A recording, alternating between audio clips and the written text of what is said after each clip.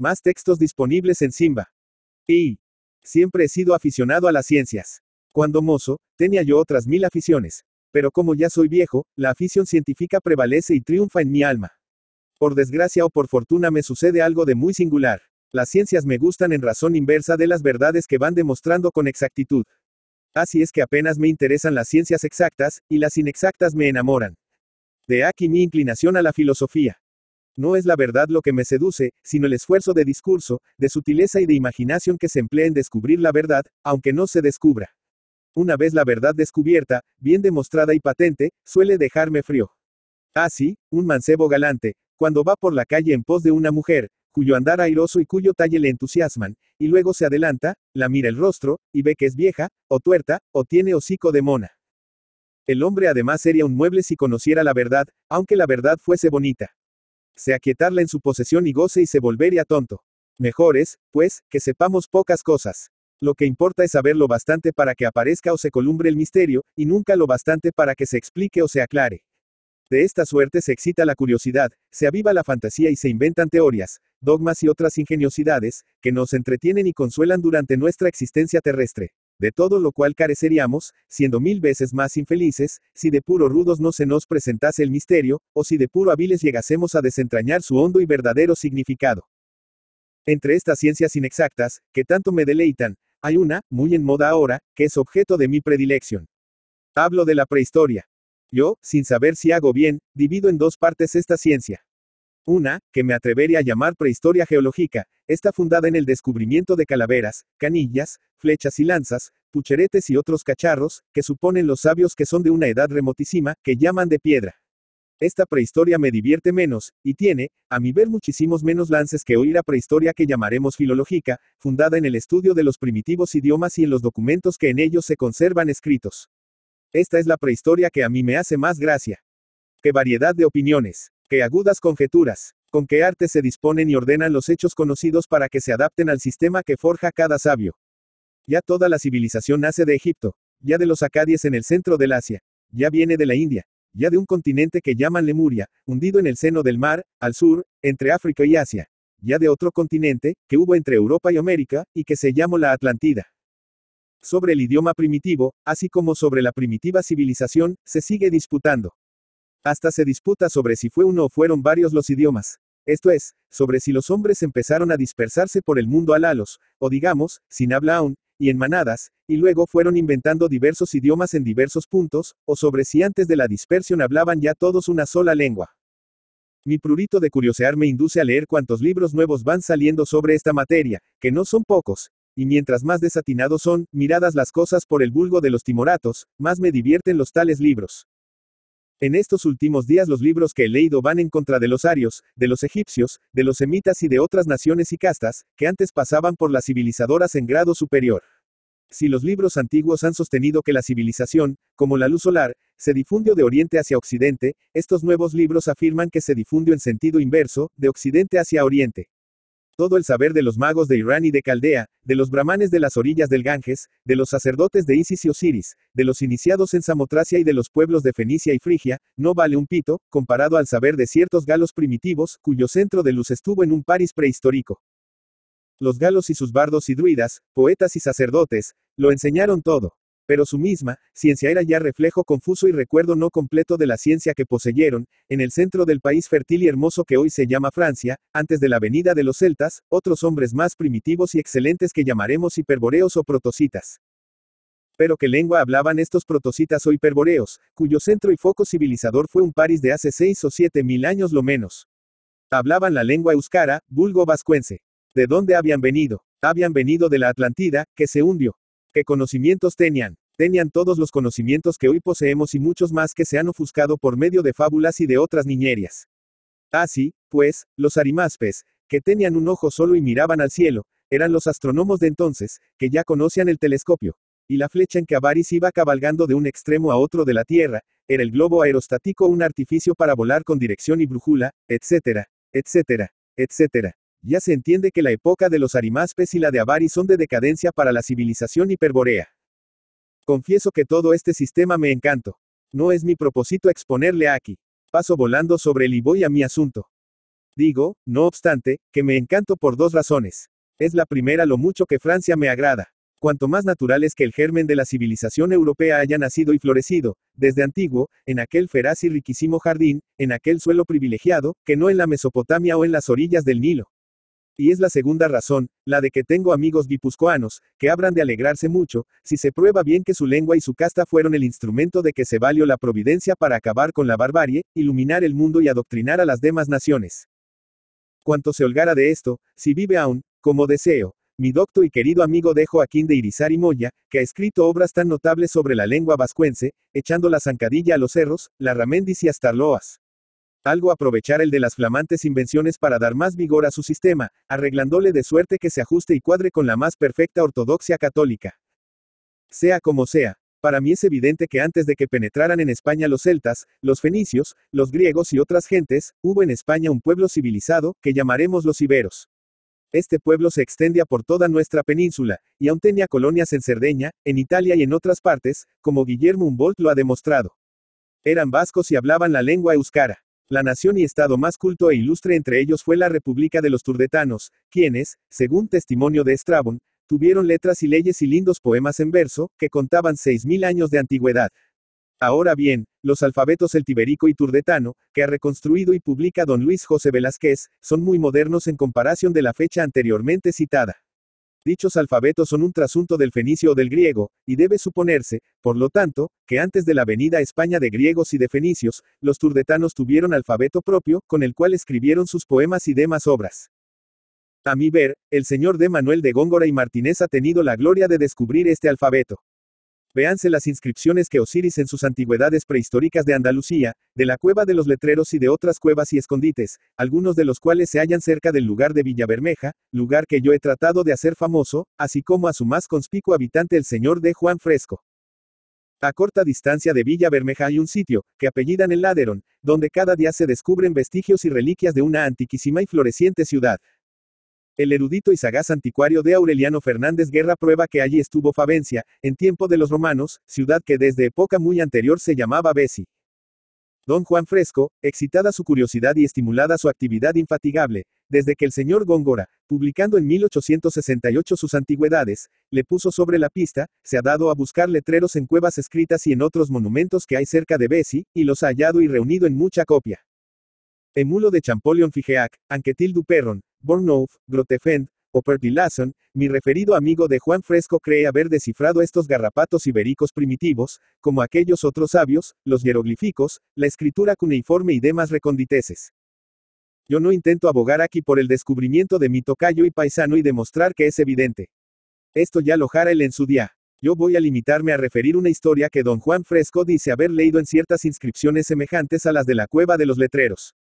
Entendidas las letras, parece que lo demás es llano, pues el idioma ibero primitivo es casi el vascuence de ahora. Me pesa de no dar aquí la traducción exacta del texto original. Don Juan Fresco no ha querido comunicármela. Pues, la narración con las pausas, explicaciones y comentarios intercalados que él la ha hecho. De otro modo no se comprendería. La historia es relativamente moderna.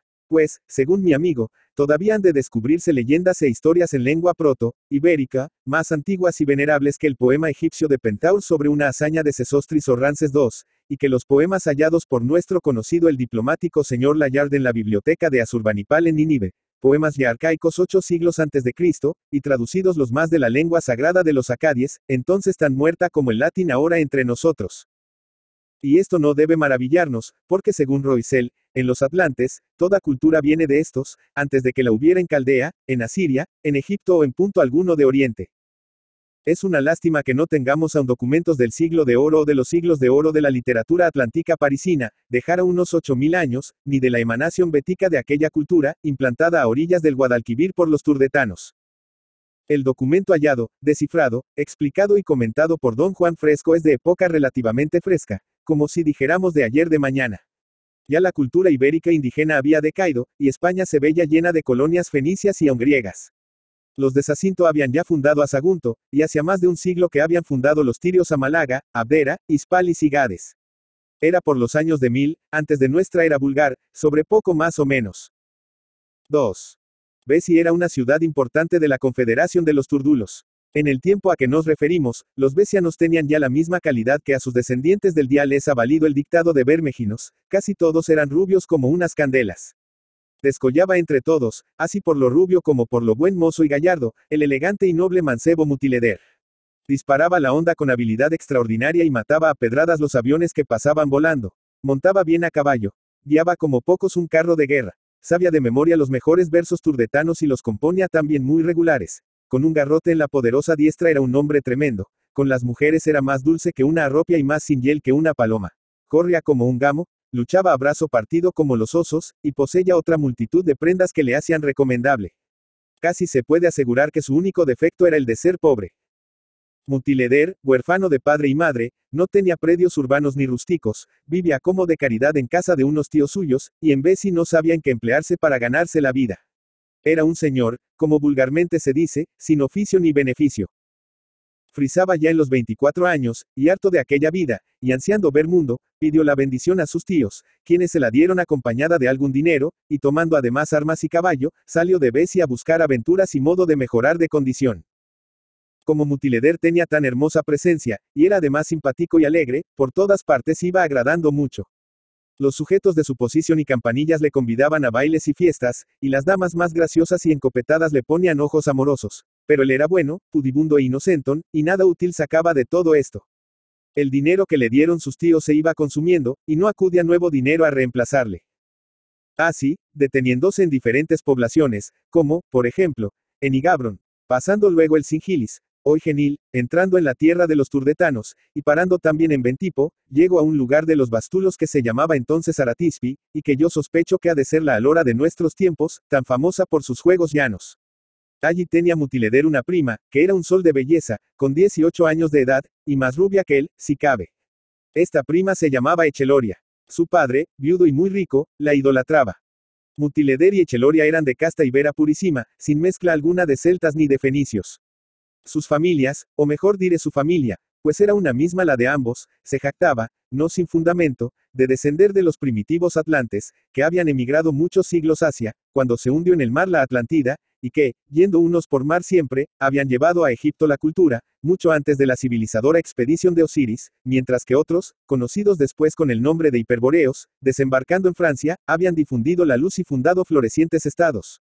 Caminando hacia oriente hasta más ala de las montañas rifeas, e influyendo, por último, en el despertar a la vida política y culta de los arios y de los semitas. En suma, Echeloria y Mutileder eran dos personas ilustres y dignas de serlo por su mérito.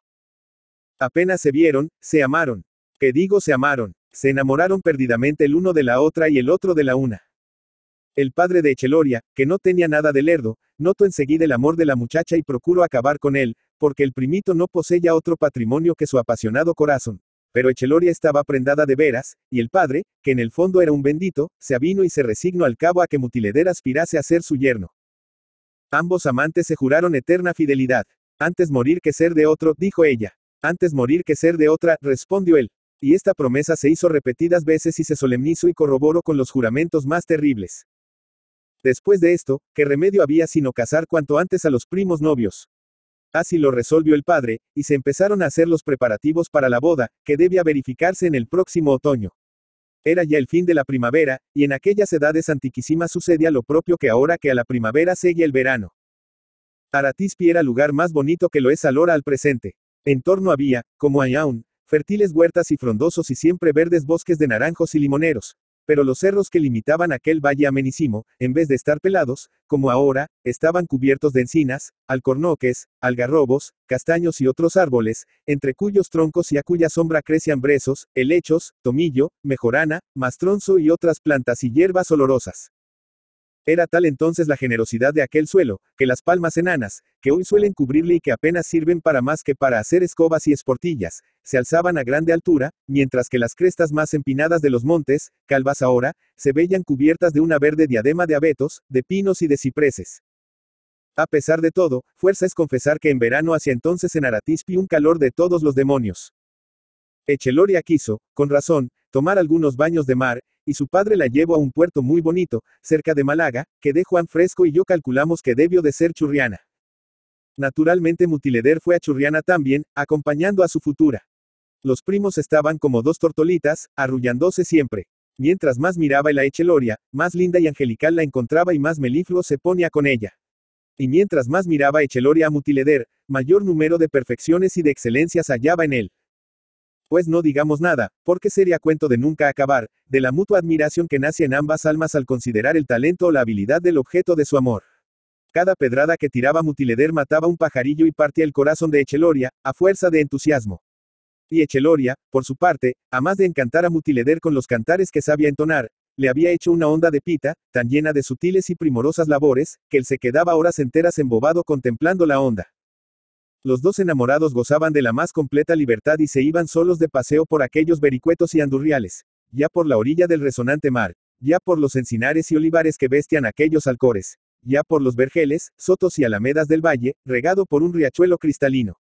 Pero uno y otro eran tan como Dios manda, que a pesar de lo mucho que se querían, no se propasaron nunca a otra cosa sino a estrecharse afectuosamente las manos, y una o dos veces a lo más, a consentir ella en recibir un casto beso en la tersa y candida frente, y a lograr el estamparle. La suma virtud y exquisita delicadeza de estos primos lo ponía todo en reserva para el día dichoso en que la religión y las leyes consagrasen su unión indisoluble. Entre tanto se desean 200.000 ternuras a cada momento. Tu nombre es un sello que he puesto sobre mi corazón, exclamaba Echeloria. Mi corazón es tuyo para siempre, antes dejara de latir que de amarte a ti sola, contestaba Mutileder. En estos coloquios se pasaban las horas, y de continuo estaban juntos ambos amantes, menos cuando Echeloria se retiraba a dormir al lado de su anciana nodriza y en estancia muy resguardada, o bien cuando iba a la playa a bañarse. Pues entonces, a fin de evitar el que dirán y las murmuraciones, Mutileder no se bañaba con ella, tal vez por no usarse aún trajes de baño, tan complicados y encubridores de las formas como los que se llevan ahora en Biarritz y en otros sitios. 3. Málaga era ciudad fenicia de mucho comercio. Casi competía con Cádiz. Su puerto estaba lleno de naves tirias, pelasgas, griegas y etruscas. En sus tiendas se vendían 1000 primores traídos de lejanos países, telas de lana, teñidas de púrpura en Tiro, joyas de oro, hechas en Memphis, en Sais y en otras ciudades egipcias, piedras preciosas y tejidos de algodón del Indostán, alfombras de Persia, y hasta sederia del casi ignorado país de los Eras. Echeloria fue a Málaga varias veces, con su padre y con su novio, a recorrer dichas tiendas y a comprar galas para el suspirado día del casamiento. Hallábase a la sazón en Málaga uno de los más audaces y sabios marinos que había entonces en el mundo, el célebre Aderbal. Acababa de hacer una navegación felicísima, y su nave se parecía, anclada en el puerto, cargada de estaño, ámbar, hierro, pieles de armiños y de castores, y otros objetos de valor que él había ido a buscar a las costas de Francia, Inglaterra y otras regiones del norte de Europa, a donde solo los fenicios se aventuraban a llegar en aquella época. Aderbal pensaba volver pronto a Tiro, pero antes debía tomar en Málaga cobre, vino, azogue y oro en polvo de las arenas de nuestros ríos, dejando allí en cambio parte de su cargamento. Paseando un día por el muelle vio a Aderbal a Echeloria, y al verla juró por Melkart y por Astoret, como si dijéramos por Hércules y por Venus, que jamás había visto criatura más linda y salada. Ganas tuvo de llegarse de súbito a la muchacha y de soltarle el pavo, esto es, de decirle sin ceremonia sus atrevidos pensamientos. Pero Mutileder iba al lado de ella, mirando receloso a todas partes, con la barba sobre el hombro, en actitud desconfiada y hostil, y blandiendo un enorme y fiero garrote. La prudencia refrenó los ímpetus del marino fenicio. Bastaba ver de refilón a Mutileder para hacerse cargo de que era capaz de deslomar a cualquiera de un garrotazo, si llegaba a descomponerse un poco con la hermosa y candida Echeloria. Aderbal, como queda dicho, era prudente, pero era obstinado también, emprendedor y ladino. Echeloria no produjo en él una impresión fugaz y ligera, sino profunda y durable. Así fue que determinó averiguar quién era y dónde vivía, y lo consiguió con discreción y recato. 2 o 3 veces fue después a caballo a Churriana con disimulo, y volvió a ver a la niña, quedando cautivo de su singular donaire. Por último, por medio de personas listas del país, se informó de la vida de Echeloria, supo que iba a casarse con Mutileder, y no quedó por menor de que no llegase a tener cabal noticia. Con estos elementos formó Aderbal un plan diabólico, el cual le salió bien, como por desgracia salen bien casi todos los planes diabólicos. Una mañana muy temprano levó ancla su nave y zarpó del puerto de Málaga, después de despedirse el para Tiro. Fuera ya la nave del puerto, se quedó, muy cerca de la costa, hacia el oeste, dando bordeadas como para ganar mejor viento. Así transcurrieron algunas horas, hasta que llegó aquella en que la gentil Echeloria bajaba a bañarse en la mar. Entonces saltó Aderbal en una lancha ligerísima con 8 remeros pujantes y otros 2 hombres de la tripulación, grandes nadadores y buzos, y de los más ágiles y devotos a su persona. Con la lancha se acercó cautelosamente, ocultándose en las sinuosidades de la costa y al abrigo de las peñas y montecillos, hasta que llegó cerca del lugar donde Echeloria se bañaba, creyéndose segura y con el más completo descuido. Los nadadores se echaron entonces al agua, zambulleron, surgieron de improviso donde Echeloria estaba bañándose, se apoderaron de ella a pesar de sus gritos, que pronto terminaron en desmayo causado por el suato, y en aquella disposición, hermosa e interesante como una ondina, se la llevaron a la lancha, donde Aderbal la recibió en sus brazos, y luego la condujo a bordo de su nave. Esta desplegó al punto todas sus velas, y aprovechándose de un viento fresco de poniente, que acababa de levantarse, no corría, sino que volaba sobre las ondas azules del Mediterráneo. Varias muchachas, que se bañaban con Echeloria, huyeron con espanto de aquella salagarda, y, saltando en tierra, alarmaron con sus gemidos y sollozos a la nodriza, que estaba en éxtasis y de nada se había percatado. En cambio, apenas se enteró de lo ocurrido, se extremó en hacer muestras de su dolor. Allí fue el mesarse las venerables canas, el revolcarse por el suelo, y el dar tan formidables chillidos, que Mutileder, aunque estaba lejos, acudió al sitio, oyéndolos. El infeliz amante supo entonces toda la enormidad de su infortunio, mas demasiado tarde por desgracia. La nave del raptor se percibía aún, pero lejos, y navegando con tal rapidez que pronto iba a perderse detrás de la comba que forma el mar, marcando una curva de azul profundo en el cielo más claro. El furor de Mutileder fue indescriptible, aunque a nada conducía. Ni siquiera supo a punto fijo el infeliz amante quién había sido el raptor, por más que sospechase de aquel marino que en Málaga había puesto en Echeloria los lascivos y codiciosos ojos. Estos raptos de mujeres eran frecuentísimos en aquellas edades heroicas, y habían dado ya y debían seguir dando ocasión a no pocos disturbios y guerras. Los fenicios habían robado a Io, hija de Inaco. Los griegos habían robado a Europa de Fenicia, a Medea de Coicos, y a Ariadna de Creta. Y por último, un príncipe frigio había robado a la bella Helena, mujer del rey de Esparta, Menelao, motivando así una lucha larga y mortífera, y al cabo la destrucción de Troya. Don Juan Fresco explica, a mi ver, de un modo satisfactorio estos raptos de mujeres. Supone que la mujer, por lo mismo que su belleza es tan delicada, no se cría naturalmente. Lo único que se cría es la hembra del hombre. La verdadera mujer es producto artificial, que resulta de grande esmero y cuidado y de exquisito y alambicado cultivo. De aquí la rareza entonces de la verdadera mujer y el mágico y portentoso efecto que produce en el alma de guerreros bárbaros y briosos, avesados a ver hembras solamente. Cuando los hombres se recobraban de su pasmo volvían a hacer a la mujer de peor condición que al esclavo más humilde. Pero, en ocasiones, una mujer bien lavada, cuidada y compuesta, infunde amor ferviente, frenético entusiasmo y cierta adoración como si fuese algo divino.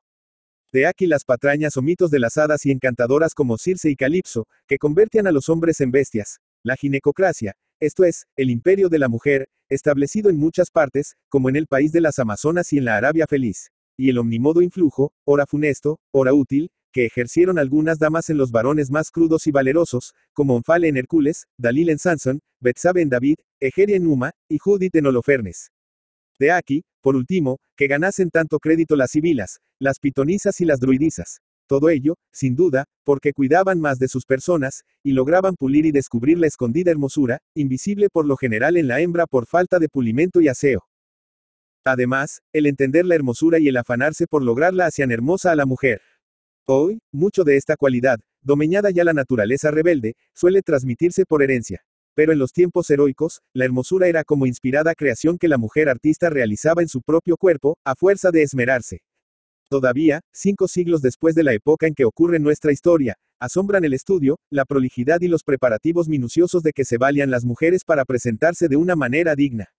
A fin de agradar al rey asnero, que buscaba reina, después de repudiada Basti, se pasaban las chicas un año entero frotándose con linimentos y pomadas, sahumándose, lavándose, perfilándose y acicalándose.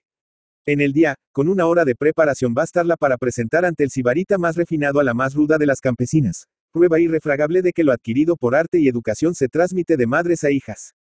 Verdad es que, en cambio, la naturaleza es menos dúctil ahora, y la Hotentota, aunque se friegue y se adobe más que las que iban a presentarse a Suero, Hotentota permanece, de donde, sin duda, el refrán que dice, aunque la mona se vista de seda mona se queda. Dejemos, no obstante, refranes y digresiones a un lado, y prosigamos nuestro cuento. Echeloria, por naturaleza y por arte, por herencia y por conquista, era un primor.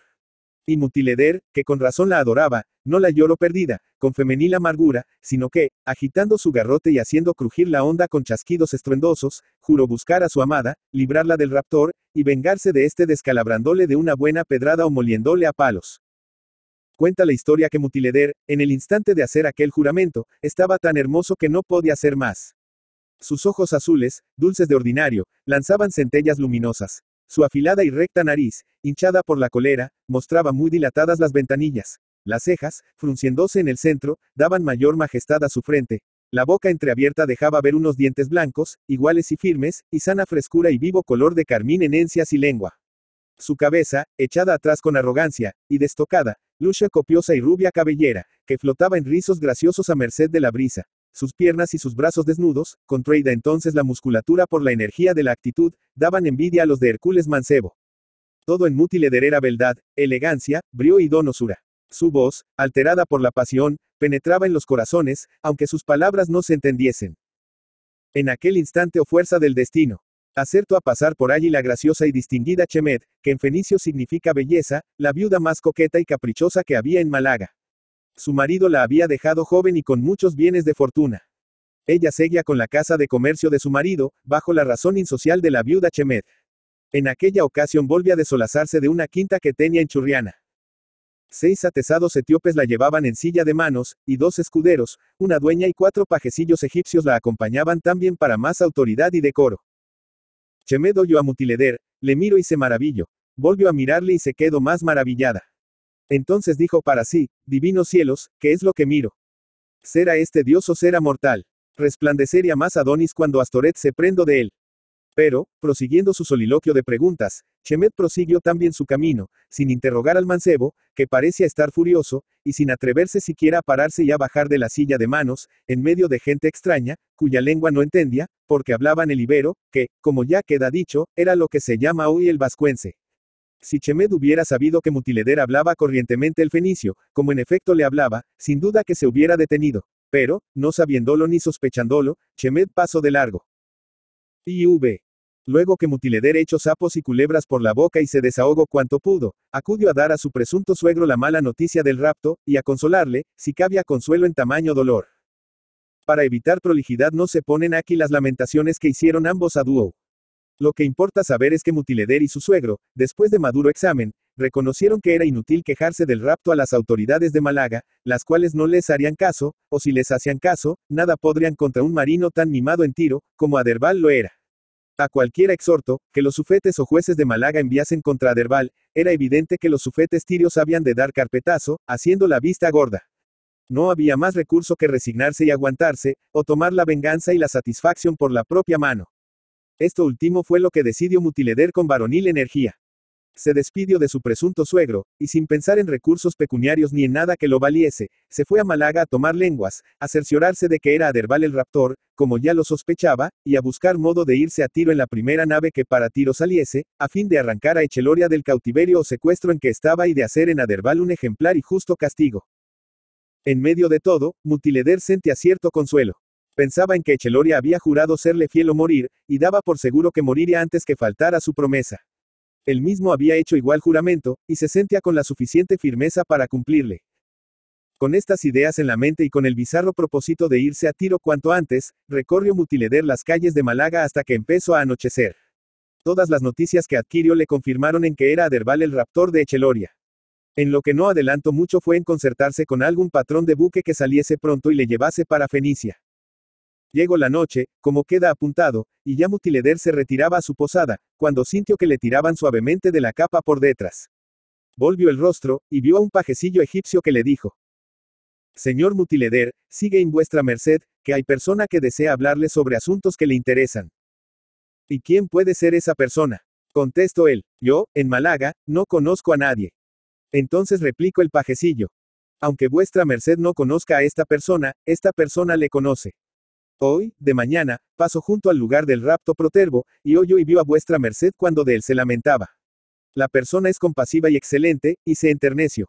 Ha tomado informes sobre todo lo ocurrido, y su enternecimiento se ha hecho mayor. Desea remediar el mal de vuestra merced, ¿con quién le importa conferenciar enseguida? ¿Quiere vuestra merced seguirme? Mutileder no halló motivo razonable para decir que no, y siguió al pajecillo. Siguiéndole por calles y callejuelas, que atravesaron rápidamente, llegó nuestro héroe protobermejino a una puertecilla falsa y cerrada, en el extremo de un callejón sin salida. El paje aplicó una llave a la cerradura, le dio 2 vueltas, y la puerta se abrió sin ruido. Entró el paje, y le siguió Mutileder. Cerró el paje la puerta de nuevo, y quedaron él y nuestro amigo en la más completa oscuridad. El paje asió de la mano a Mutileder, y le guió por las tinieblas. Al cabo de poco tiempo vieron luz y una linterna que estaba en el suelo. La tomó el paje, y, ya con ella, alumbró a Mutileder, y mostrándole el camino, le dijo que le siguiera. Subieron ambos por una estrecha y larga escalera de caracol. Llegaron luego a otra puertecilla. La abrió el paje, levantó un tapiz que había detrás, y él y Mutileder penetraron en una sala espaciosa y bien iluminada. El paje entonces se escabulló sin saber cómo, y Mutileder se encontró frente a frente de una anciana y venerable dueña, la cual, con voz meliflua, le dijo: «Sígueme, hermoso». Y Mutileder la siguió, algo ruborizado del intempestivo requiebro. No refiero aquí, porque estoy deprisa, y no debo ni puedo pararme en dibujos, los primores estupendos, las alhajas rarísimas, los lindos objetos de arte y los cómodos asientos y divanes que había en varias salas por donde iban pasando la dueña y nuestro héroe, que atortolado la seguía. Baste saber que allí se veía reunido de cuanto había podido inventar el lujo asiático de entonces y de cuanto la activa solicitud de los navegantes fenicios había podido traer de todas las comarcas a que solían ellos aportar, desde las bocas del Indo hasta las bocas del Rhin, puntos extremos de sus periplos o navegaciones. Lo que sí diré, es que si una sala era lujosa, otra lo era más, y que el primor iba en aumento conforme se pasaban salas. Maravilloso silencio y sosiego apacible reinaban en todas ellas. No se veía ni un alma. Soledad y dulce misterio, rica y leve fragancia de perfumes sabeos impregnaba el tibio ambiente. ¿Qué será esto?, decía Mutileder para su coleto. ¿Dónde me llevara esta buena señora? Y la admiración y la duda se pintaban en su candoroso y bello semblante. Por último, la dueña tocó a una puerta, que no estaba abierta como las demás que habían dado paso de un salón a otro salón, sino que estaba cerrada. La dueña la abrió un poco, lo suficiente para que cupiese por ella una persona, empujó a Mutileder, le hizo entrar, y quedándose fuera, cerró otra vez la puerta, dejándole solo. Mutileder, que venía de salones donde había mucha luz, nada veía al principio, e imagino que el salón en que acababa de entrar estaba a oscuras. Pero sus pupilas se dilataron muy pronto, y notó que una luz velada y dulce iluminaba aquella estancia, difundiéndose desde el seno de 3 lámparas de alabastro. Aún no había tenido vagar para ver todo lo que le circundaba, cuando oyó Mutileder una voz blanda y argentina, que parecía salir de una garganta humana nueva y de una boca fresca, colorada y sana, porque todo esto se conoce en la voz, la cual le decía: «Perdóname, amigo, que te haya hecho venir hasta aquí, deseosa de hablarte». Dirigió Mutileder la vista hacia el punto de donde la voz procedía, y vio recostada languidamente en un ancho sofá a una dama morena y majestuosa como una emperatriz, vestida de blanca y flotante vestidura, con una cabellera abundante, lustrosa y negra como la endrina, y con unos ojos que parecían 2 soles de luto, así por el fuego y los rayos que despedían, como por su oscuro color y por el color, no menos oscuro, de las cejas, de las largas y rizadas pestañas, y aun de los párpados suaves, cuyas sombras acrecentaban el resplandor fulmineo de los referidos ojos. En los brazos desnudos, casi junto al hombro, tenía la dama brazaletes de oro de prolija y costosa labor. Sobre el pecho y en las orejas, collar y zarcillos de esmeraldas. Y sendas ajorcas, por el estilo de los brazaletes, en las gargantas de sus pequeños pies, calzados por coturnos de seda roja. Lazos de idéntica seda adornaban la falda y el corpiño y ceñían el airoso talle. Sobre el negrísimo cabello lusha, prendido con gracia, un ramo de flores de granado. En todo esto reparó en conjunto Mutileder, pero sin analizar, como nosotros, porque estaba algo cortado y sin saber lo que le sucedía. La cosa no era para menos, sobre todo, tratándose de un mozuelo que, si bien despejado y audaz, carecía de experiencia y jamás se había visto en lances de aquel género. Absorto, mudo, con la boca abierta, estaba Mutileder, cuando la dama se levantó y mostró de pie su gallarda estatura, esbelta y cimbreante como las palmas de Tadmor, y vino a él, y tomándole la mano, en la que él sintió como una conmoción eléctrica, le llevó así y le dijo: «Siéntate, que te asusta». Y Mutileder se sentó, al lado de la dama, en un taburete bajito. Luego que Mutileder se hubo serenado, oyó a la dama con la debida atención, y le respondió con concierto. Ella le dijo que se llamaba Chemet, que era viuda y rica y natural de Tiro, que había sabido su dolor, que se interesaba por él, a causa de una súbita e irresistible simpatía, y que anhelaba dar consuelo y remedio a sus males. Aunque Chemet lo había averiguado todo, quiso que Mutileder le refiriese su historia. Mutileder la refirió con elocuencia. Al hablar de Echeloria, aunque era hombre recio, se le saltaron las lágrimas. Con las lágrimas sobre sus mejillas y velando sus ojos azules, estaba el muchacho lo más bonito que puede imaginarse. Chemed no se hartaba de mirarle, pero con qué miradas. Vamos, no es posible explicar cómo eran. Chemed tenía cerca de 35 años. Mutileder no había conocido a su madre. No sabía lo que era la amistad y el cariño de la mujer. Pobrecito mío, exclamaba Chemed, pícaro Aderbal, no paga con la vida el mal que te ha hecho. Haces bien en querer vengarte y salvar a Echeloria de las garras de ese monstruo. Mira, Mutileder, dentro de 4 días debo yo salir para Tiro, donde tengo que arreglar mis asuntos, muy desordenados desde que mi marido murió. Tú vendrás en mi compañía. Considérame como a tu amiga más leal. Y sencillamente Chemed tomaba la mano del inocente mozo, y la estrechaba entre las suyas y la retenía en cautividad, equilibrando el calor superior que había en las de ella con el calor que él tenía en su mano. Todavía se puso más interesante y bonito Mutileder cuando habló con efusión del eterno amor y de la fidelidad que él y Echeloria se habían jurado. Chemed celebraba todo esto, y lo hallaba muy a su gusto. Sí, hijo mío, decía Mutileder, así debe ser. Dichosa Echeloria, que encontró en ti un modelo de amantes.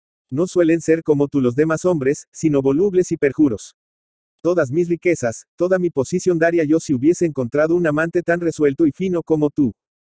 En suma, esta conversación siguió largo rato, y yo tengo notas y apuntes que me ha suministrado de Juan Fresco y que me harían muy fácil referirla con todos sus pormenores. Pero, como mi historia tiene que ir en un almanaque sin excitar a nadie a que los haga, y no puede extenderse mucho, sino ser a modo de breve compendio, me limitaré a lo más esencial, deslizándome algunas veces, con rapidez y como quien patina, en aquellos pasajes que más se presten a ello por lo resbaladizos.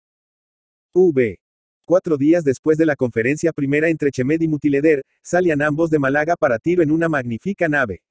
Mutileder iba en calidad de secretario privado de la dama para llevarle la correspondencia en lengua ibérica.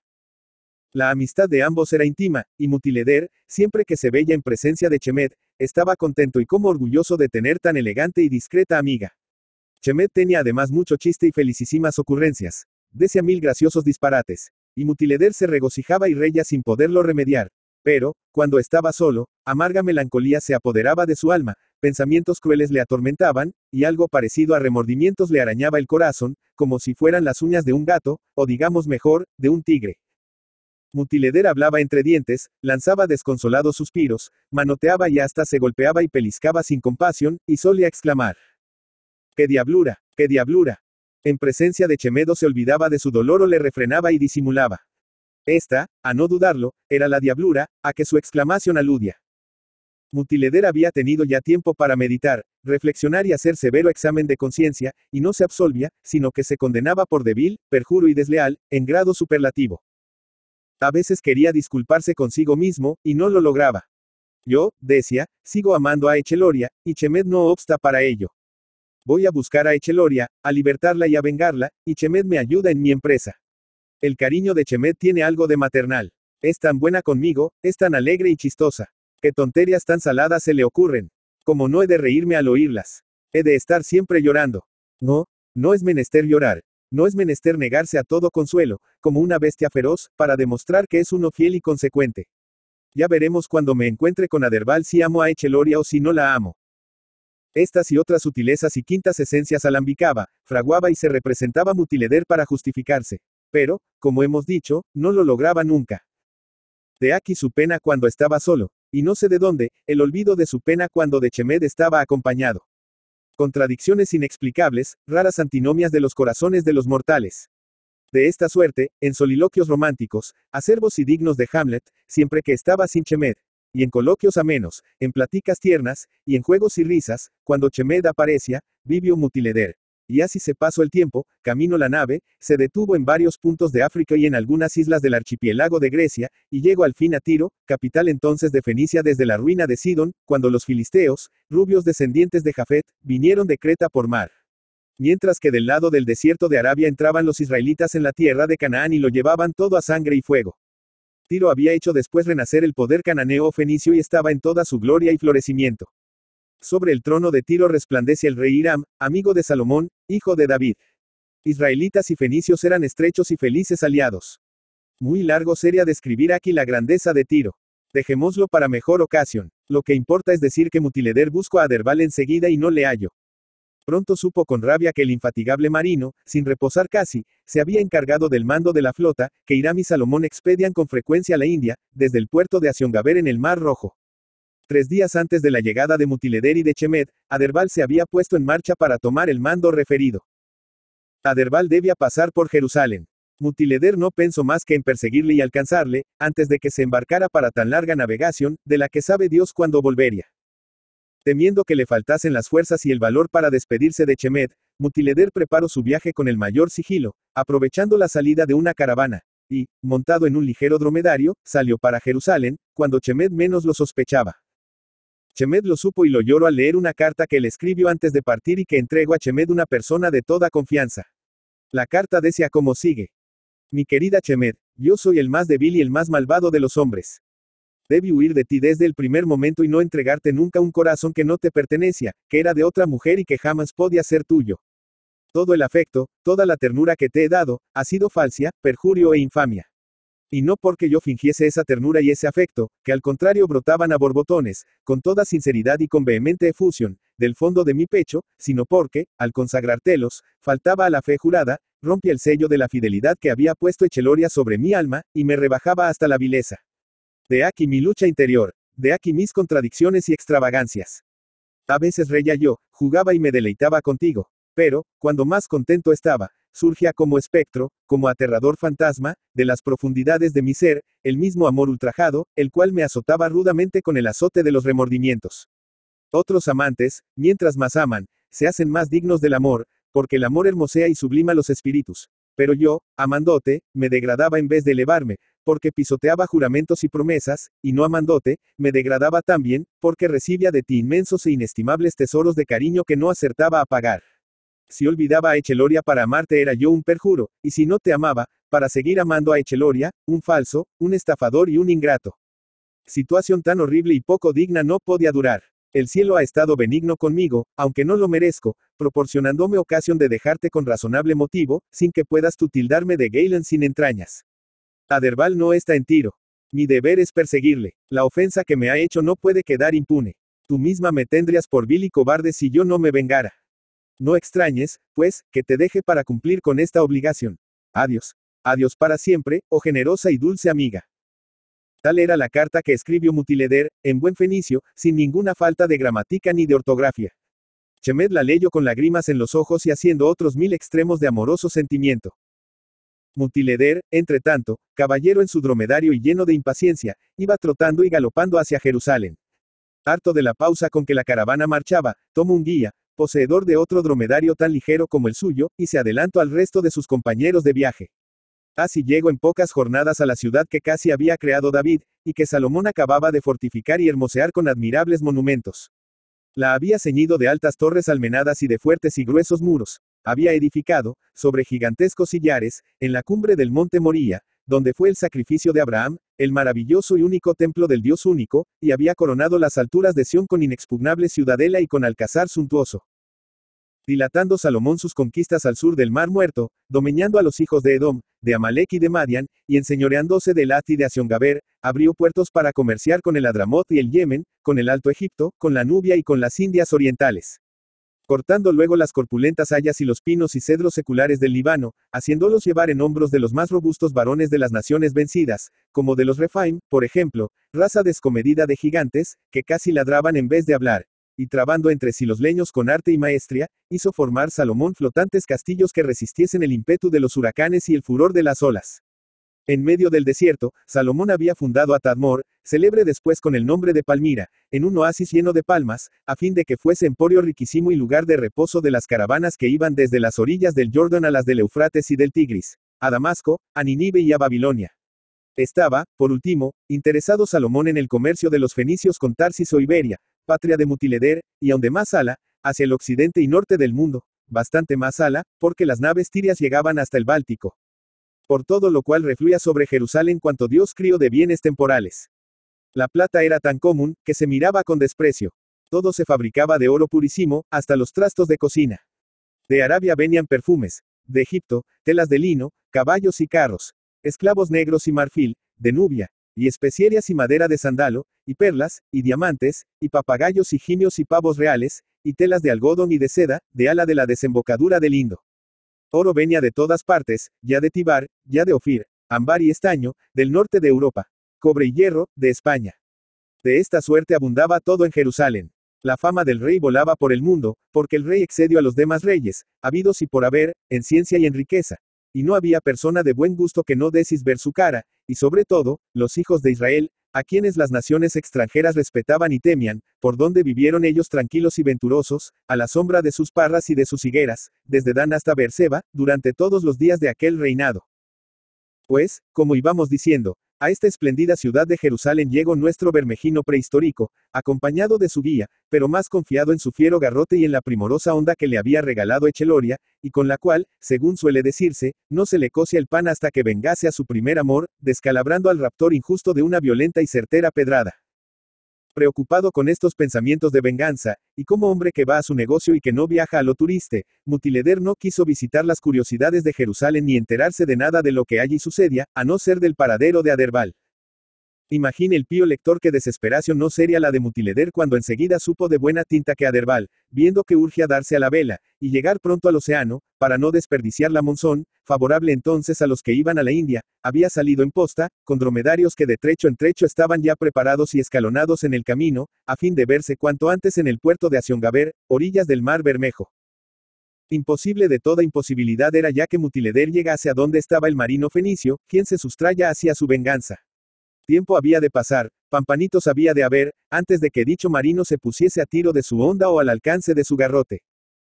Creyó entonces Mutileder que Aderbal se había llevado consigo a Echeloria para que fuese ornamento principal de la nave capitana, desde donde había de mandar la flota, y su rabia rayó en tal extremo, que pateo, juro, bufo, blasfemo, y hasta hubo de arrancarse a tirones algunos de los rizos hermosos y rubios que coronaban su cabeza. En medio de todo, fue grande su consolación cuando logró saber que el pícaro y cortesano marino, rastrero adulador de príncipes, había hecho presente a Salomón de la preciosa Echeloria. Vi. Cómo resistir aquí a la tentación de encarecer lo mucho que de Juan Fresco se ensoberbece y ufana, y lo orondo que se pone, y lo por bien pagado que se da de haberse pelado las cejas descifrando y leyendo las inscripciones y papiros manuscritos de donde está sacada esta historia. Por ella consta que un bermejino, pues al cabo Bermejino era Mutileder, ya que Besi era la Villa Bermeja de entonces, rivaliza con Salomón y viene a hacer el brillante y extraordinario papel que verá el que siguiere leyendo. Mutileder no se amilano al saber que Echeloria estaba en el aren salomónico. Antes dispuso quedarse en Jerusalén, espiar ocasión oportuna, y, no bien se presentase, asirla por el copete, arrebatando a la linda moza de entre las manos del rey sabio. No por eso pensó en hacer el más leve daño a Salomón. Mutileder era muy monárquico, y el rey, por ser rey y por su ciencia infusa y demás virtudes, le infundía respeto. Salomón, además, no tenía culpa ninguna ni había ofendido a Mutileder. Había aceptado el presente que le habían traído, y había dado prueba de buen gusto al aceptarle y guardarle. A veces concebía Mutileder cierta halagüeña esperanza. Imaginaba que Echeloria había de llorar por él y había de decir a Salomón, con todo miramiento y finura, que no le amaba porque amaba a otro. Y daba por cierto que Salomón, que era benigno con las mujeres, y tan galante y condescendiente que las consente a tener ídolos de la tierra de cada una de ellas no debía de ser feroz con Echeloria, sino que, no bien supiese que su ídolo era Mutileder, había de ceder en sus pretensiones. Mutileder llegaba a columbrar como probable que el rey le hiciera buscar para entregarle a la muchacha, y hasta que quizá se allanase a ser padrino de la boda. La entereza, constancia y resistencia de Echeloria habían de mover a todo esto, y además, el ánimo generoso de Salomón. ¿Qué le importaba a este gran rey una mujer más o menos, cuando tenía en su harén 700 reinas, 800 concubinas e infinito número de princesas? Así, pues, lo natural era que, viendo Salomón a Echeloria enamorada de otro, afligida y llorosa, y rechazándole por estilo arisco y montaraz, había de mostrarse desprendido. Al hacer esta suposición, muy plausible, Mutileder se ponía colorado de vergüenza. Se presentaba en su imaginación lo bien que se portaba Echeloria, huraña como un gato y firme como una roca, bella el desprendimiento regio y la nobilísima conducta de Salomón, y se consideraba indigno, y quería, al recordar sus infidelidades con Chemet, que se abriese la tierra y le tragase. Estos remordimientos, esta compunción y este sonrojo por la culpa tenían, sin embargo, bastante de sabroso y de dulce. Ay, cuán pronto se trocó todo ello en amargura cuando oyó Mutileder lo que en Jerusalén se decía de público en calles y plazas. Para saber lo que se decía conviene tomar las cosas de atrás y entrar en algunas explicaciones. El palacio de Salomón era inmenso, y la sociedad en él muy amena. Multitud de poetas y de tocadores de arpas, tímpanos y salterios, le regocijaban de continuo. Allí había diestras bailarinas, artistas ingeniosos que hacían muebles elegantes y otras obras de extremado primor, y los mejores cocineros que entonces se conocían. Aquello era, en grado superlativo, en elevación a la quinta potencia, perpetua boda, de Camacho. Salomón y sus mujeres y servidumbre devoraban cada día 30 bueyes cebados, 100 ovejas y multitud de ciervos, búfalos, gacelas y aves. Y no se crea que porque comiesen poco pan. El consumo diario de harina empleada en hacer pan, tortas, bollos y pasta froya o flora, era de 90 coros, o sea 45 cais, de 12 fanegas se entiende. Así es que en el palacio de Salomón hasta el último pinche se regalaba a pedir de boca y estaba gordo y lucio. Las mujeres, tanto por naturaleza cuanto por los afeites que usaban, parecían celestiales y de variadísimo mérito. En aquella época no llevaban nombres puestos a la aventura, sino nombres significativos de sus más egregias cualidades, por donde solo con mentarlas se puede colegir, lo que valían. Entonces no se llamaba Doña Sol una fea, ni Blanca una negra, ni Dolores una regocijada, ni Rosa la que olía mal o era áspera como cardo ajonjero. Las favoritas de Salomón lo habían sido y llevaban los nombres que llevaban porque lo merecían. La hija del faraón, que fue, a no dudarlo, Menefta II, se llamaba Uom, Anet, esto es, destroza corazones. Ella inspiró a Salomón el primer amor, profundo y suave. Salomón era muy muchacho cuando se casó con ella, y ella le trajo en dote a Gisser y 12.000 caballos para la remonta de su caballería. Después amó Salomón con locura a Anaid, lucero de la mañana, hija del rey de Armenia. Se refiere que, repudiada esta, hubo de volver a su patria, donde tuvo un hijo de Salomón, de quien procede el famoso Abagaro, a quien Cristo escribió una carta y envió su efigie. Después amó Salomón con no menor locura a Leliti, la noche, princesa de Etiopía. Luego amó apasionadamente a Baar, a quien trajeron de la India las primeras naves tirio, hebreas que fueron por allí. Esta Baar, o dígase primavera, era de la familia de los Sakyas, reyes de Kapilavastu, y por consiguiente, parienta del ilustre Sakyamuni, que había de ser Buda, y fundar una religión en que creyese cerca de la mitad del humano linaje. Por último, pasión más durable que todas había concebido, alimentado y guardado Salomón por la Sulamita, en cuya alabanza dejó compuestas las poesías amatorias más bellas que habían sonado hasta entonces en lengua humana. Pero Salomón, en medio de tantos deleites y triunfos, estaba hastiado. Nada le satisfacía, todo era para él vanidad de vanidades y aflicción de espíritu. Ni siquiera tenía el goce del amor propio y del orgullo, porque sostenía que su grandeza se debía al acaso y no a su carácter ni a su entendimiento y prudencia. Salomón había recapacitado y había visto que, debajo del sol, ni la carrera era de los ligeros, ni la guerra era de los fuertes, ni el bienestar de los listos, ni de los prudentes la riqueza, ni de los elocuentes el favor, sino que todo era caprichoso resultado de la ciega fortuna. Y hallándose su alma en tan doloroso estado, fue cuando Aderbal le presentó a Echeloria. Y el pueblo de Jerusalén afirmaba que Salomón la había conocido y la había amado. Y que la había hallado rosa de Sarón y lirio de los valles. Y que había comparado su cabeza rubia, por la majestad, con el Carmelo, y el olor de sus vestidos al olor del almizcle y al de las silvestres flores que crecen en el Líbano. La ternura de Salomón por Echeloria se aseguraba que excedía a la de Jacob por Raquel y a la de Isaac por Rebeca. Se daba por cierto que la amaba 1000 veces más que había amado a las otras mujeres, que sentía por ella todo género de afecto, que con el espíritu puro la estimaba y quería como su padre David había estimado y querido a Jonatas, muerto en las alturas de Gelboe por los filisteos, y que de un modo tempestuoso la idolatraba como el príncipe de Siquén había idolatrado a Dina.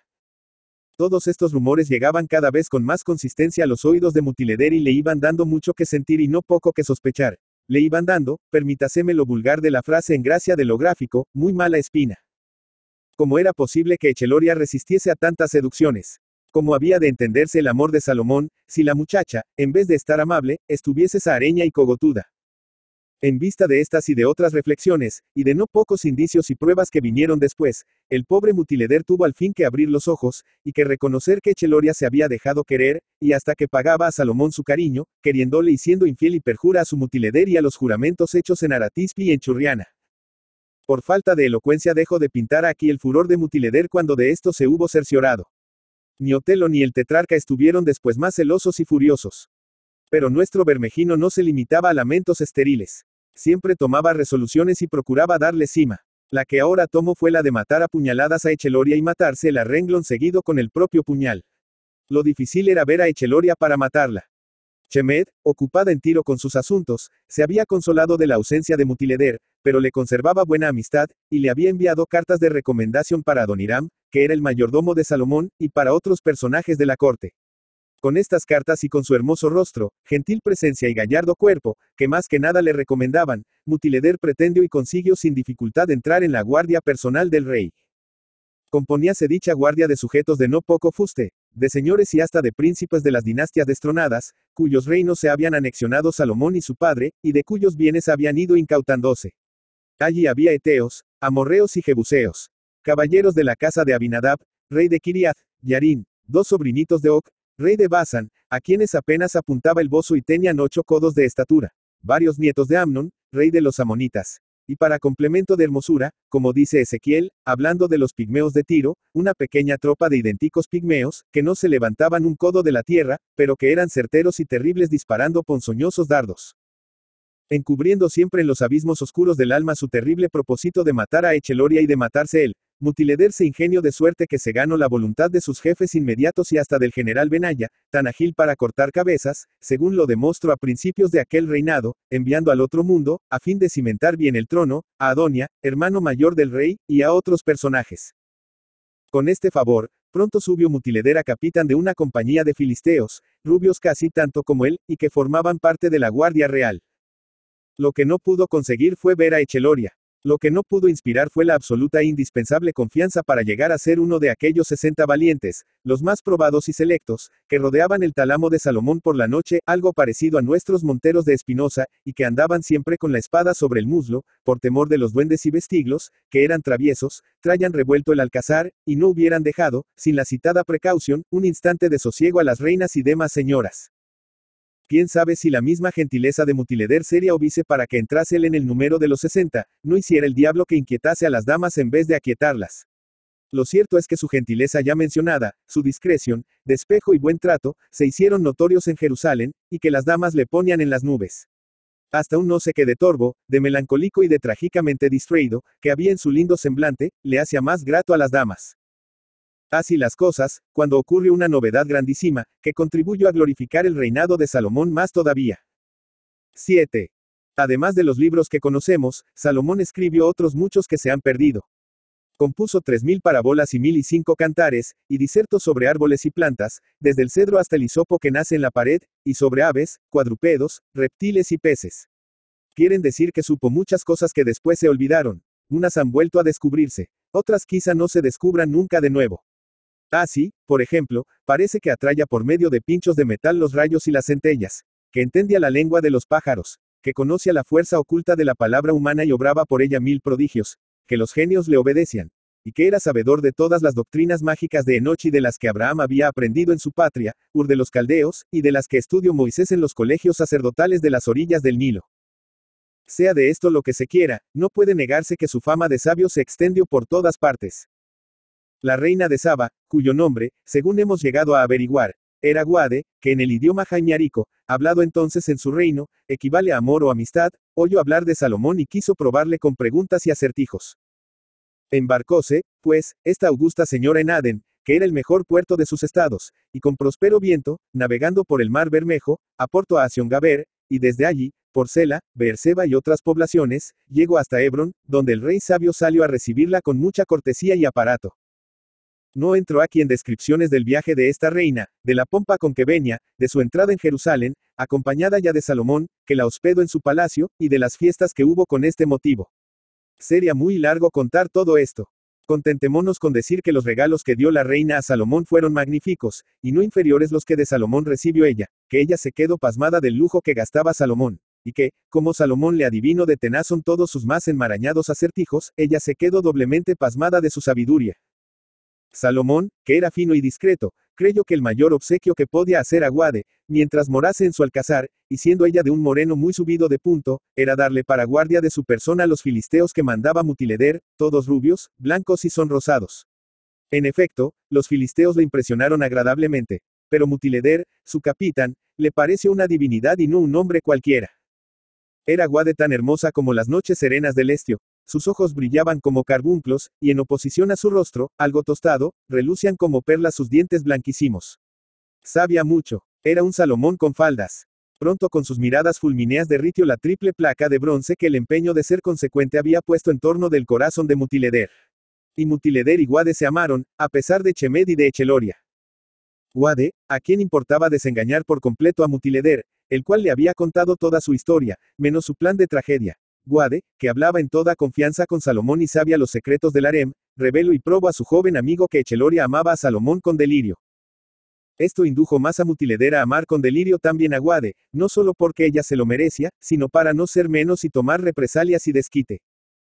Y sin embargo, y aquí entra lo más patético de mi cuento, si bien era cierto que Echeloria y Mutileder estaban enamorados el uno de su reina y de su rey la otra, ambos sentían, en medio de la embriaguez del nuevo amor, pesar tremendo, torcedor horrible en la conciencia, y pasión de ánimo, que amenazaban matarlos. Las mismas imaginaciones, las mismas ideas acudían al alma de los dos, aunque no se veían ni se hablaban. Se sentían rebajados y humillados. Eran juguetes de la casualidad. La voluntad de ellos carecía de firmeza. Había sido ensueño infantil el amor que se tuvieron. Había sido burla ridícula el juramento que se hicieron repetidas veces. O no había sido santa y hermosa aquella primera pasión, y entonces lo más poético de la vida de ambos se desvanecía. O si la pasión había sido santa y hermosa, ellos habían sido sacrílegos e infames, profanándola y joyándola. Mutileder desistió ya de matar a Echeloria y de matarse, pero aquel dolor oculto iba a matar a los dos. Y mientras más notaban ambos que el amor que tenían a Salomón y a Guade era su encanto y su delicia, más culpados civiles se juzgaban y más ganas tenían de morirse, porque el sonrojo y la humillación destrozaban sus pechos, no bien dejaban de embargarlos y cautivarlos el frenesí y el vivo deleite que nacen de los coloquios y caricias en el amor bien correspondido. Salomón advirtió el mal de Echeloria, y Guade advirtió el mal de Mutileder. Conferenciaron sobre ello. Se lo contaron todo. Buscaron remedio y no pudieron hallarle. Que hierba, que elixir, que talismán sería poderoso contra tan rara dolencia, que designaron con el nombre de dolencia de los dos amores. Presintieron los reyes que iban a perecer sus dulces amigos y se desconsolaron. Todo era cavilar en balde que habían de hacer para salvarlos. Llegaron hasta a ser tan generosos que proyectaron ceder a Echeloria y ella a Mutileder para que se casasen.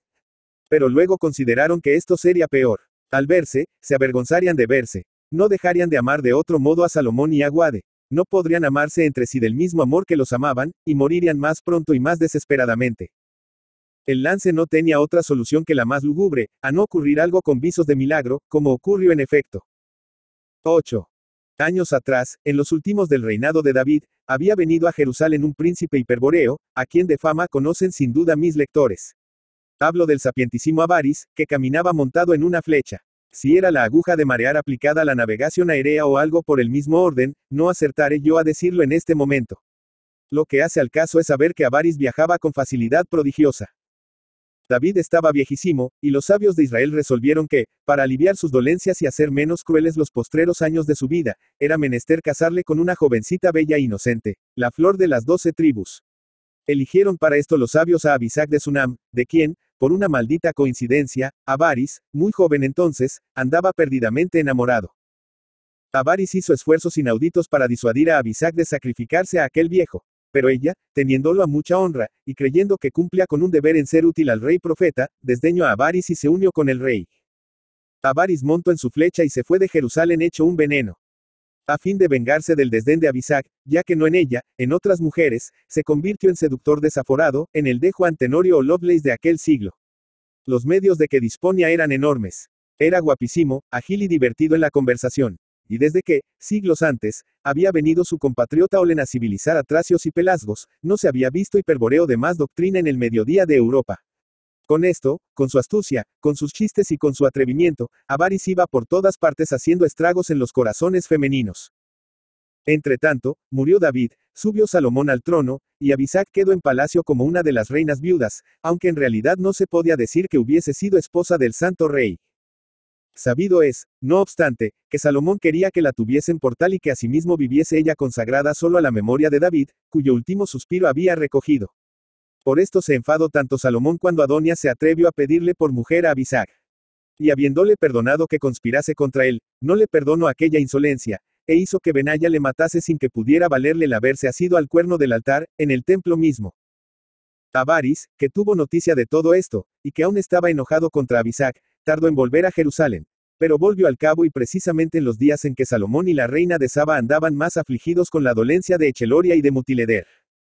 Ignorábase qué proyectos traía Avaris, pero Salomón le recibió bien, porque Salomón apreciaba mucho la ciencia. Además, como Avaris era hombre de mundo, lo que se llama un rodaballo muy corrido, Salomón le puso al corriente de todo, a ver si él hallaba remedio para aquel mal.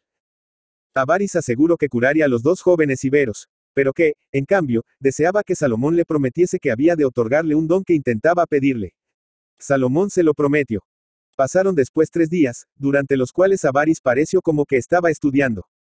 Al terminar los 3 días, fue Avaris al regio alcázar, hizo que Salomón le presentase a Echeloria, y, no bien la hubo visto, Avaris dio un grito y se echó en los brazos de la joven, exclamando, gracias, gracias, benignos cielos, al fin he hallado a mi hija. Explicó entonces Avaris que él había estado en Aratispi, que allí había tenido amores con la madre de Echeloria, y que Echeloria era el fruto de dichos amores. Añadió luego que como entonces era el tan peregrino seductor, había tenido también amores en Besi con la madre de Mutileder, y que por lo tanto, Mutileder era su hijo. En prueba de esto dio no pocos datos y razones, y la más sorprendente fue la de afirmar que ambos jóvenes iberos estaban sellados por él, en la espalda, desde el día en que nacieron, con una salamandra azul. Con la alegría que produjo tan fausto descubrimiento, se prescindió de la etiqueta de palacio. Vino Guade y trajo consigo a Mutileder. Desnudaron las espaldas de ambos jóvenes y se vieron estampadas en ellas las salamandras. No cabía duda, eran hijos de Avaris, y por consiguiente hermanos. Todo se aclaraba y se justificaba así. El amor que se habían tenido era fraternal, nacido de la fuerza del parentesco. En vez de afligirse de haber sido ella robada por Aderbal y enamorada luego de Salomón, y el de sus infidelidades con Chemed y con Guade, dieron gracias a los propicios hados que de aquella manera y por tan ocultos caminos los habían salvado de un crimen feísimo, que tal le hubieran cometido si llegan a casarse. Se disiparon, pues, las melancolias de Echeloria y de Mutileder. Se abrazaron fraternalmente y más contentos que unas Pascuas, y se encontraron muy a gusto de ser ella favorita de Salomón y el príncipe consorte en el reino sabeo, para donde se fue con su Guade, 4 días después de saber que era hijo de Avaris y de haber descubierto que tenía una salamandra azul en la espalda. Echeloria se quedó en Jerusalén, ya sin remordimientos y muy alegre. Avaris fue a ver a Salomón y a pedirle el don que había prometido otorgarle. Pero como era hombre de mundo y precavido, llevaba preparada la flecha debajo del manto filosófico, poniéndose cerca del balcón abierto para hacer su petición, no fuera caso que Salomón se enfadase y tuviese el que salir volando, antes de que Benaya le hiciese pasar a mejor vida. La petición no era otra que la mano de Abisag. Salomón estaba de tan buen talante con la radical curación de Echeloria, que enseguida consintió en que Abisag se casara. Además, Abisag iba ya pasando de la juventud a la edad madura, y como la mayoría de las solteras algo pasadas, estaba tan jaquecosa, que Salomón no la podía aguantar, y se alegró de salir de ella. Todos, pues, fueron felices. Salomón tuvo una curiosidad y quiso que Avaris con el mayor sigilo la satisficiese. Hay algo de verdad, le dijo, en lo que afirmas de que eres padre de Echeloria y de Mutileder. En mi vida estuve en Iberia, contestó riendo Avaris. Confiesa que mi remedio ha sido ingenioso y eficaz. Sin él no se hubieran curado los chicos y hubieran sido capaces de morirse. Para hacer más verosímil la historia, puse yo mismo por arte mágica en las espaldas de ambos las salamandras. Todo ha sido lo que Ala en los tiempos venideros, dentro de cerca de 3000 años, llamarán los sabios y pulidos un mito, y los ignorantes y rudos, un camelo o una filfa. Juan Valera y Alcalá, Galiano Cabra, Córdoba, 18 de octubre de 1824, Madrid, 18 de abril de 1905, fue un escritor, diplomático y político español. Hijo de José Valera y Viaña, oficial de la Marina ya retirado, y de Dolores Alcalá, Galiano y pareja, marquesa de la Paniega. Tuvo 2 hermanas, Sofía y Ramona, además de un hermanastro, José Froler y Alcalá, Galiano, habido en un primer matrimonio de la marquesa de la Paniega con Santiago Froler, general suizo al servicio de España. Estudió lengua y filosofía en el Seminario de Málaga entre 1837 y 1840 y en el Colegio Sacromonte de Granada en 1841. Luego inició estudios de filosofía y derecho en la Universidad de Granada.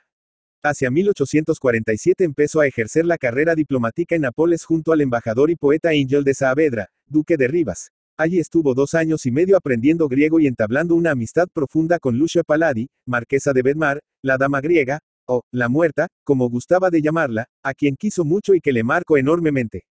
Después, distintos destinos lo llevaron a viajar por buena parte de Europa y América. Dresde, San Petersburgo, Lisboa, Río de Janeiro, Nápoles, Washington, París, Bruselas y Viena. De todos estos viajes dejó constancia en un entretenido epistolario excepcionalmente bien escrito e inmediatamente publicado sin su conocimiento en España, lo que le molestó bastante, pues no ahorraba datos sobre sus múltiples aventuras amorosas. Fue especialmente importante su enamoramiento de la actriz Magdalena Brohan. El 5 de diciembre de 1867 se casó en París con Dolores de Labat. Murió en Madrid el día 18 de abril de 1905. Colaboró en diversas revistas desde que como estudiante lo hiciera en la Alhambra. Fue director de una serie de periódicos y revistas, fundó el Cócora y escribió en El Contemporáneo, Revista Española de Ambos Mundos, Revista Peninsular, El Estado, La América, El Mundo Pintoresco, La Malva, La Esperanza, El Pensamiento Español y otras muchas revistas. Fue diputado a Cortes, secretario del Congreso y se dedicó al mismo tiempo a la literatura y a la crítica literaria. Perteneció a la época del romanticismo, pero nunca fue un hombre ni un escritor romántico, sino un epicúreo andaluz, culto e irónico. Tuvo fama de epicúreo, elegante y de buen gusto en su vida y en sus obras, y fue un literato muy admirado como ameno estilista y por su talento para delinear la psicología de sus personajes, en especial los femeninos. Cultiva en ensayo, la crítica literaria, el relato corto, la novela, la historia, el volumen 6 de la Historia General de España de Modesto Lafuente y algunos artículos, y la poesía. Le declararon su admiración escritores como José Martínez Ruiz, Eugenio Dors y los modernistas, una crítica suya presento a los españoles la verdadera dimensión y méritos de la obra de Rubén Darío. Ideológicamente, era un liberal moderado, tolerante y elegantemente escéptico en cuanto a lo religioso, lo que explicaría el enfoque de algunas de sus novelas, la más famosa de las cuales continúa siendo Pepita Jiménez, 1874, publicada inicialmente por entregas en la Revista de España, traducida a 10 lenguas en su época y que vendió más de 100.000 ejemplares. El gran compositor Isaac Albéniz hizo una ópera del mismo título.